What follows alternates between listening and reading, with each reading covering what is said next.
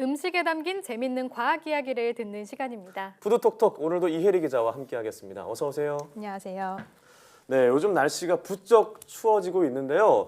오늘은 이런 쌀쌀한 날씨에 먹으면 더욱 맛있는 음식에 대해서 준비하셨다고요? 네, 요즘 같은 때 딱 먹어야 되는 음식에 대해서 오늘과 그리고 다음 주 2주에 걸쳐서 이야기를 나눠볼 텐데요. 네. 일단 이번 주 주제는 홍어입니다. 오. 네, 홍어 좀 사실은 저는 이 음식을 좀 좋아하고 잘 먹는 편인데 네네. 워낙 좀 호불호가 강하게 나뉘는 음식이라서 두 앵커는 어떨지 모르겠네요. 네, 네. 저는 명절 때마다 홍어 무침을 할머니 댁에서 먹거든요. 아, 전라도가 고향이잖아요. 네네. 그런데 제가 먹었던 거는 삭히지 않은 홍어였어요. 그래서 그랬군요. 사실 삭힌 홍어는 제가 아직 도전을 못 해봤습니다. 저도 어르신들은 이렇게 먹으면 딱 알싸하다 이렇게 네. 말씀하시잖아요. 근데 저는 사실 아직 잘 모르겠어요. 아, 그런 맛을. 네. 그러셨군요. 제가 사실은 뭐 홍어를 좀 뭐 싫어하시는 분들도 있고 못 드시는 분들도 있는데 외국인들도 이 우리나라의 홍어 맛을 좀 제대로 느껴서 재밌는 반응을 보인 경우도 있거든요. 아, 네. 먼저 짧게 재밌는 영상 보시고 이야기 이어가겠습니다.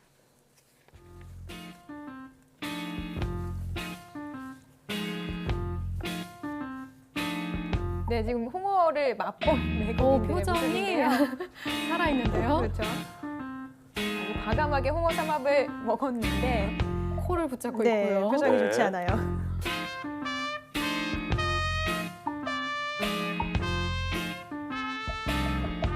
코를 막고 먹고 있죠. 네. 정말 리얼한 반응이 나오고 있습니다.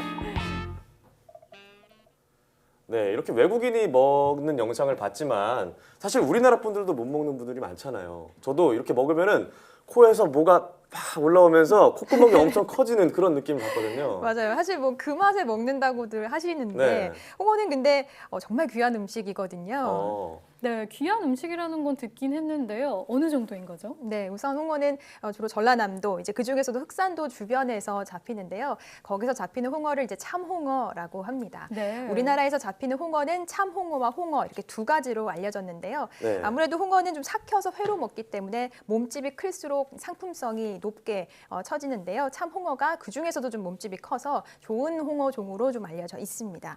그런데 이 참홍어를 누구나 뭐 마음껏 잡을 수 있는 게 아니에요. 아, 네, 그래요? 누구나 마음껏 잡을 수 없다는 게 정확히 무슨 뜻인지 궁금한데요. 네, 정부가 이제 자원보호 차원에서 매년 잡을 수 있는 참홍어의 어획량을 정하는데요. 네. 올해 참홍어 어획량은 180톤으로 정해졌고요. 조업하는 배도 흑산도 주변에서 6대에 불과해요. 그러니 뭐 자연스럽게 귀할 수밖에 없는 거죠. 네, 역시 귀할 수밖에 없네요. 잡는 양이 정해져 있다 보니까 그렇게 조업하는 분들도 정해질 수밖에 없겠고요. 네. 잡는 방법도 조금 특이하다 들었어요. 네. 어떤가요? 일반적으로 해산물은 이제 그물에서 한꺼번에 잡아 올리는 경우가 있는데 네. 참홍어는 준학이라는 도구를 이용해서 한 네. 마리씩 잡아 올립니다. 어. 준학은 낚싯줄, 긴 낚싯줄처럼 생긴 도구인데요. 여기에 일정 간격으로 칠자 모양의 이런 바늘을 이제 끼워 넣습니다. 네. 그런데 여기에는 이제 미끼를 또 끼우지 않아요. 아, 그래요? 왜냐하면 홍어가 값비싼 오징어를 미끼를 끼우지 않으면 먹지 않기 때문인데요.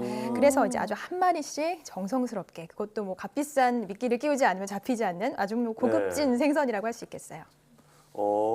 근데 이제 한 8에서 10kg 정도에 해당하는 이제 참홍어가 아주 뭐 최상급 홍어라고 하는데 지난해 네. 이 홍어가 한 마리에 70만 원에 와, 거래가 됐습니다. 엄청나군요. 자, 듣고 보니 엄청 귀한 음식이었네요. 그런데 이 홍어가 굉장히 좀 재밌게 생기지 않았나요? 맞아요. 네. 사실 뭐 특징을 보면 굉장히 도도한 생선인 것 같은데 네. 잡힐 때 모습 혹은 또 잡혀 있는 모습을 보면 약간 우스꽝스럽기도 하거든요. 지금 뭐 저희가 화면으로도 좀 준비를 했는데요. 네. 표정이 좀 굉장히 묘해요. 그렇죠. 사람 얼굴 표정 같기도 하고 굉장히 좀 뭐 웃는 광대 이런 느낌도 나고요.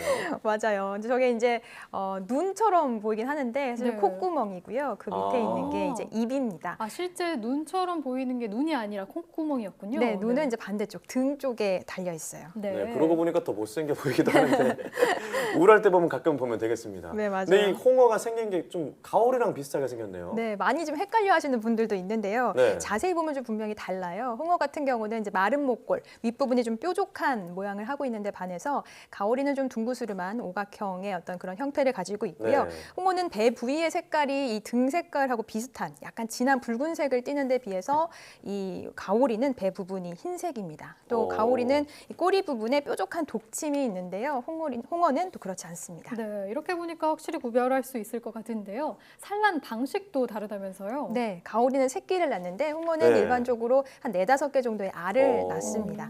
지금 저희가 또 화면에서 가오리 출산하는 영상을 준비해 봤는데요. 오, 아주 가오리가 조그만 나왔어요. 가오리가 나오고 있죠. 이렇게 가오리는 새끼를 출산하고 홍어는 알을 출산하는 출산 방식도 다릅니다. 굉장히 신기하네요. 저희가 보통 컨트롤 C, 컨트롤 V라고 하잖아요. 복사부처럼 이렇게 하는 느낌이 드는데요. 네, 네. 맞아요. 네. 자, 제가 이쯤에서 이제 또 홍어의 별명을 하나 알려드리도록 하겠습니다. 네. 홍어는 사람 같은 표정도 갖고 있는데 별명도 가지고 있어요? 네. 어떤 별명이죠? 네, 본초 강목에서는 이제 홍어를 해음어라고 했는데요. 네. 생식하는 모습이 좀 괴상해서 붙여진 별명이고요. 음란한 생선이라는 뜻을 가지고 있습니다. 아, 생선이 음란하다고요? 네, 이제 수컷 홍어를 보면 이제 네. 꼬리 모양의 길다란 생식기가 2개 달려 있는데요. 네. 네, 암놈과 배를 맞대서 이제 교미를 하는데 이때 억지로 떼어놓으려고 해도 잘 떨어지지 오. 않을 정도라고 합니다. 그래서 이제 번식기에 암놈과 함께 순놈이 잡히기도 하는데요. 네. 이런 모습을 보고 선조들이 좀 음란한 생선이다라고 이제 이름을 붙인 것 같아요. 근데 여기서 중요한 건 상품값, 그 몸값을 놓고 봤을 때 암놈이 수컷보다 훨씬 비싸거든요. 그래서 순놈은 좀 크기도 작고 살이 좀 퍽퍽해서 상품 가치가 떨어지는데 과거에는 이제 순놈의 생식기를 일부러 떼서 암놈으로 좀 위장을 해서 판매한 경우도 있다고 해요. 그래서 네. 혹시나 이제 홍어를 구매하실 때는 혹시 이제 생식기를 뗀 자국이 있지 않나를 한번 살펴보시는 것도 좋을 네. 것 같아요. 그래야겠네요. 오늘 확실히 봐놨으니까 이제 구별할 수 있을 것 같은데요. 그런데 제가 삭히지 않은 홍어는 먹어봤다고 했잖아요. 저는 그 상태로도 맛있던데 왜 이 귀한 홍어를 삭혀서 먹을 걸까요? 네. 네. 과거에는 이제 흑산도에서 잡은 홍어를 내륙으로 옮기는 과정에서 이제 삭힌 홍어를 맛보게 됐고 네. 그 뒤로 이제 맛이 좋아서 계속 삭혀 먹었을 것이다라는 설이 있기는 한데요.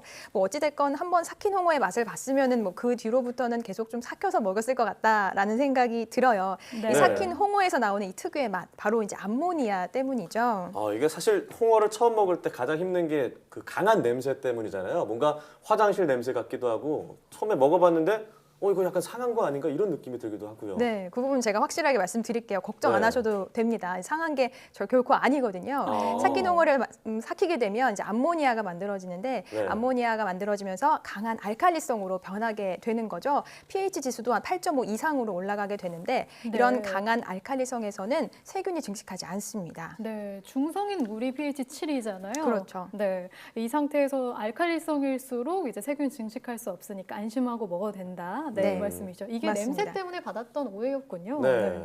그리고 제가 참 궁금했던 게 이 암모니아가 그러면 왜 생기는 걸까요? 네, 좋은 질문이에요. 보통 해산물은 이 소금물, 짠 바닷물에서 살기 때문에 체내 수분을 뺏기지 않기 위해서 특정한 물질을 갖고 있게 되거든요. 알 것 같아요. 약간 삼투 현상 말씀하시는 거죠? 네, 맞아요. 네네. 그러니까 농도가 다른 두 용액에서 농도가 낮은 쪽에서 높은 쪽으로 용매가 이동하는 거를 말하는데요. 우리 주변에서도 많이 보죠. 보통 네. 배추를 소금물에 절일 때 배추에는 수분이 빠져나가잖아요. 네, 저희가 그럼- 지난주에 김장 알아보면서 맞아요. 봤었죠. 네, 그런 걸 이제 삼투 현상이라고 하는데 그렇지 않으면은 이제 생선들에 있는 체내 수분이 모두 다 빠져나가게 되니까 네. 결과적으로 이제 용매의 그 물질의 농도가 다를 때 농도가 낮은 쪽에서 높은 쪽으로 이동을 하게 되는데 물고기들이 이제 이거를 막기 위해서 특정 물질을 갖고 있다라고 말씀드렸잖아요. 네. 근데 이제 홍어는 요소를 가지고 있어요. 아. 요소가 이런 현상을 막아주는 역할을 하는 겁니다. 네, 그게 그런데 없으면 물이 다 빠져나가 버리겠네요. 그렇죠. 그런데 이제 요소가 홍어가 잡힌 후에는 삭히는 과정에서